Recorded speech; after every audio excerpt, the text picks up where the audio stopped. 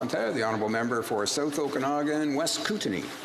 Well, thank you, Mr. Speaker, and I'd like to thank the member for his speech. And I want to, a big part of the budget in Canada is the pay that we provide for the public service that works so hard for us day in and day out. We have 90,000 public service workers in Canada.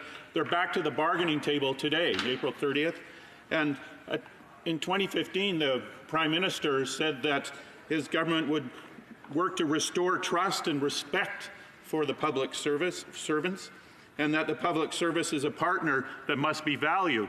But what have they endured under this government? They've endured the Phoenix pay system fiasco that has deprived many of them of actually getting paid. And in bargaining, they've endured continual delays in bargaining. They've endured insulting offers that only offer them half the rate of inflation.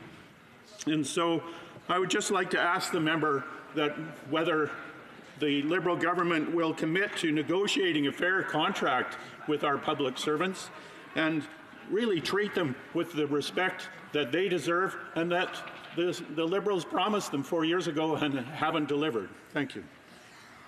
For St. John's East. Thank you, Mr. Speaker. I'd like to thank the member for his wonderful question. We sit together in the Natural Resources Committee where we get to work productively together.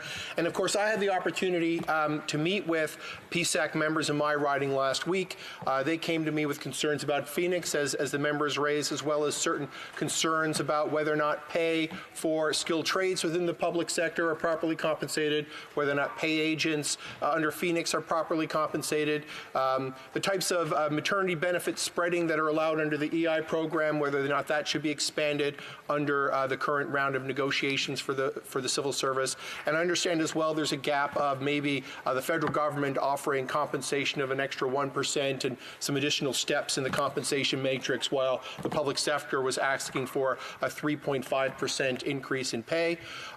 These are all complicated questions, and so I took it upon myself to write a letter to the Treasury Board, the President of the Treasury Board, to let her know that anything that we can do as a government to help support the standard of workers within the federal civil service sets the standard for other employers in Canada, and something that I certainly support. And in terms of overall compensation for the public sector, I'd like to see that when you take all benefits that are accounted for and you look at the increase in the value of our economy and the cost of living increases, that we find an appropriate fashion so that Canadians feel that our civil service is appropriately compensated and that they're being paid fairly but not egregiously. Thank you, Mr. Speaker.